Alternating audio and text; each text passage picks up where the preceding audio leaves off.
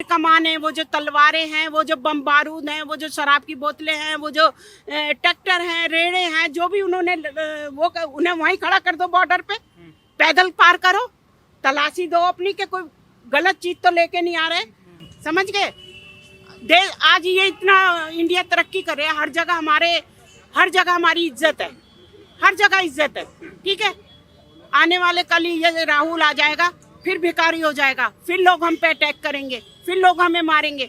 ये 8 लोग जो छूटे हैं, ये नेवी वाले, ये मोदी की ही हिम्मत थी जो आए, नहीं तो अब तक वो फांसी पे लटके होते। पहली चीज। दूसरी चीज सर, ये जो किसान है ना, यहाँ शंभू बॉर्डर पे उत्पात मचा रहे हैं, इन्होंने अपनी औलादों को तो भेजा हुआ है कनाडा, और यहाँ मजदूरों के बच्चों को और कुछ लोगों को बरगला के, और खास करके खालिस्तानी एजेंडा चलाने वाले उपद्रवियों को लेकर ये आ रहे हैं। रही बात इनको दिल्ली में क्यों नहीं घुसने दिया जाता है, वो तो हमेशा पहले भी सीए के ऊपर वो दिल्ली चला चुके हैं। अभी उन्होंने यूसीसी का गुस्सा निकाला और एक छोटी सी मजार हटाने पे, अतिक्रमण हटाने पे उन्होंने हल्द्वानी जला दिया, बरेली में पथराव हुए। तो उन लोगों को तो इसकी तैयारी नहीं करनी, वो लोग हमेशा तैयार बैठे हुए हैं सर। उनकी छतों पे पत्थर मिलते हैं, वो पहले से पहले पेट्रोल पंप तैयार रख के बैठे हुए होते हैं। उन्हें तो सिर्फ ये होता है कि एक आदेश हो जाए और हम कर दें। किसान आंदोलन को लेकर क्या कहेंगे? जिस तरीके से उग्र होता जा रहा है, दंगे भड़काए जा रहे हैं, और सरकार से जितनी भी मांगे, क्या कहेंगे उस पर? देखिए, ना तो वो किसान हैं, ठीक है, और ना ही उनकी मांगे जो हैं वो इस तरीके से जायज़ हैं कि जो वो कहते हैं कि जो भी मतलब हमारा किसान 60 साल का हो जाएगा, उसे 10,000 रुपये महीना मिलना चाहिए। ठीक है, 10,000 किसान को मिलना चाहिए। जिसके 100 बीघे जमीन है, वो गरीब होगा बेटा? नहीं होगा ना, है? उसे 10,000 की क्या ज़रूरत है? 10,000 इन्हें दोनों जो ये पटरी पे बैठे हैं, जो बेचारे रेडी पर पटरी लगाते हैं, तो उनके लिए क्या मांग होनी चाहिए? फिर तो हर आदमी उठ के आ जाएगा, मैं भी 60 की हो गई, मुझे भी 10,000 दो। तो कमाएगा तो फिर गवर्नमेंट कहाँ से इतना पैसा लाएगी? ठीक है ना। दूसरे ये है कि वो किसान है तो वो चुपचाप आराम से आए, अपनी तलवार, भाले, ट्रैक्टर सब छोड़ के बस के अंदर बैठे और जंतर मंतर पे आए, और बड़े आराम से बिना लड़ाई झगड़े के यहाँ पीसफुल अपनी मांगों का वो करें। ठीक है। उसके बाद एक और बात है, ये जो कहते हैं कि जो इतने भी दंगों में पकड़े गए लोग हैं उन्हें छोड़ दो। हैं? क्यों छोड़ दो भाई?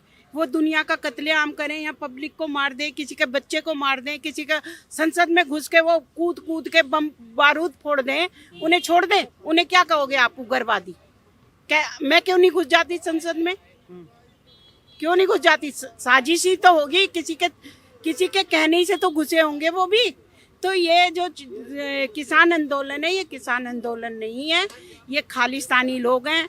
ये उग्र होने के लिए दिल्ली को में दंगे फैलाने, आगजनी होगी, पब्लिक मरेगी। ये भिंडरवाला के नारे लग रहे हैं, किस बात के ऊपर लग रहे हैं? हाँ, ये भिंडरवाला हमारे हैं दिल्ली, ये किस बात के ऊपर नारे लगे हुए हैं? ये और भिंडरा वाले की फोटो लगा के, भिंडरा वाला कौन था? भिंडरा वाला इंदिरा गांधी का खूनी था। ठीक है, इंदिरा गांधी को मरवाया था भिंडरा वाले ने। ठीक है, तो आज राहुल गांधी उनका सपोर्टर बन गया, जिसकी दादी को मरवाया उन्हीं का सपोर्टर बन गया है। तो ये राजनीति है, ये किसान आंदोलन बिल्कुल भी नहीं है। आपने कहा आराम से आओ, जंतर मंतर आओ, प्रोटेस्ट करो, लेकिन उनकी तो ये मांगी, हमें अंदर आने नहीं दिया जा रहा, हमें बॉर्डर्स पे रोक लिया जा रहा है। कैसे अंदर आएंगे? वो कैसे अंदर आएंगे? वो जो तीर कमान है, वो जो तलवारें हैं, वो जो बम बारूद हैं, वो जो शराब की बोतलें हैं, वो जो ट्रैक्टर हैं, रेड़े हैं, जो भी उन्होंने वो उन्हें वहीं खड़ा कर दो बॉर्डर पे, पैदल पार करो, तलाशी दो अपनी के कोई गलत चीज तो लेके नहीं आ रहे, और अपना आके बैठो। हम लोग भी उनका साथ देंगे अगर जायज मांग होगी तो। है गलत मांग पे ये यहाँ पे दंगे, दिल्ली को आगजनी करने के चक्कर में, और अभी फिर से ये 2024 का जो इलेक्शन आ रहे हैं, अभी बैठने थे। ये बहुत बड़ी साजिश है, ये बहुत बड़ा इंडिया को सोचो मतलब भारत को के टुकड़े करने की पूरी साजिश है। वो तो अंधाता है, वो थोड़ी ना दंगे कराएगा। कह रहे हम तो अंधाता है, देश को खाना खिलाने का काम करते हैं। अंधाता है वो, कह के अंधाता है। पैसे नहीं लेते, अनाज पैसों से देते हैं, दाल पैसों से देते हैं, सब कुछ तो पैसों से देते हैं, फ्री थोड़े देते हैं। अंधाता कौन हुआ? जो फ्री में बांटता है वो होता है अंधाता। अभी आप यहाँ लंगर लगाओ, आप वो अंधाता जो गरीबों को खिलाओगे। ठीक है, वो अंधाता नहीं है। हम गेहूं लेने जाते हैं, आटा लेने जाते हैं, हम तो पैसे दे के आते हैं, 500 रुपए, 1000 रुपए, तब वो आटा लेके घर में आते हैं, ठीक है ना। तो वो अन्नदाता कहाँ से हो गए बेटा, कहाँ से हो गए अन्नदाता? अन्नदाता जबरदस्ती के अन्नदाता बना दिए हैं। राहुल गांधी कह रहे हैं कि हमारी सरकार अगर आती है तो हम एमएसपी पे गारंटी कानून भी लाएंगे और 2-3 वादे और कर देगी। आरक्षण जो 50% है उसको हम पूरा 100% कर देंगे। क्या कहेंगे? हाँ बिल्कुल सही कहा। वापस जो मतलब उसमें 47 के बाद जो था, 56-50 में जो था माहौल, मतलब गरीबी वो दोबारा आ जाएगी, ये अपना विदेश भाग जाएंगे सारा लूट लूट के। तो भैया फ्री तो कर देंगे ना। आप बताओ, ये जो बस चल रही फ्री में औरतों के लिए, लेडीज के लिए, मैं भी एक लेडीज हूँ, क्या मेरी औकात 20 रुपए देने की नहीं है बस में? बिल्कुल है। मगर ये एक राजनीति है, वोटों की राजनीति है। फ्री कुछ नहीं होता, देश पीछे जाता है फ्री में, समझ गए? देश आज ये इतना इंडिया तरक्की कर रहा है, हर जगह हमारी इज्जत है, हर जगह इज्जत है, ठीक है।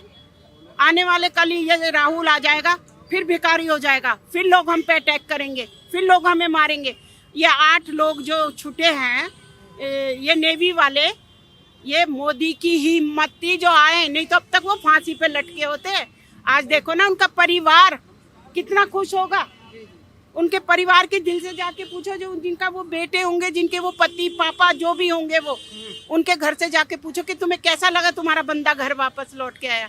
और जब वो वहाँ फांसी पे लटकता तो कैसा लगता। अच्छा, आखिरी सवाल मेरा आपसे ये होगा, क्या जो ये पूरा किसान आंदोलन है ये सिर्फ 2024 इलेक्शन को खराब करने और प्रधानमंत्री मोदी की इमेज खराब करने के लिए किया जा रहा है? ये एक मैंने वो न्यूज सुनी थी जो कह रहे थे कि मोदी का ग्राफ बहुत ऊंचे जा रहा, इसे किसी तरह नीचे लाना है, ठीक है भाई। कोई नीचे नहीं ला सकता, ये सब गलत बात है।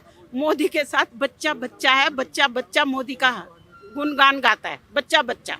कुछ लोग होंगे जो देशद्रोही होंगे, जो मोदी को नहीं प्यार करते होंगे।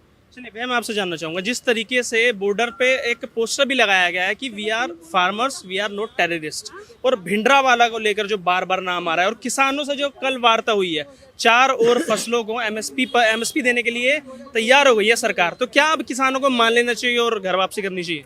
सर, मुझे पूरी तरीके से यही लगता है कि किसानों को सरकार की बात माननी चाहिए और अपने घर जाकर आराम से बात को रखना चाहिए। अपनी बातों को रखो, जो जायज़ मांगे होंगी। एक ऐसी केंद्र में आज सरकार है कि अगर आपकी जायज़ मांगे हैं और देश हित में हैं तो उनको सरकार ज़रूर पूरा करेगी। मैं ये नहीं कहता हूँ कि इमीडिएट इफेक्ट से करेगी, बट करेगी। क्योंकि अगर हम 10 साल का ग्राफ देखें बीजेपी गवर्नमेंट का, तो एनडीए सरकार का, तो उन्होंने जो भी काम किए हैं अभी तक देश हित में ही किए हैं। लेकिन पॉइंट वही है ना कि जिन्हें आप बता रहे हैं कि हम किसान हैं, हम टेररिस्ट नहीं हैं, आप बहुत छोटी सी बात मुझे बताइए ना, कौन सा किसान ऐसा होता है? मुझे एक बात का जवाब दे दीजिए। खेत में काम करने वाला किसान है। भारत का मूल नारा था जय जवान जय किसान।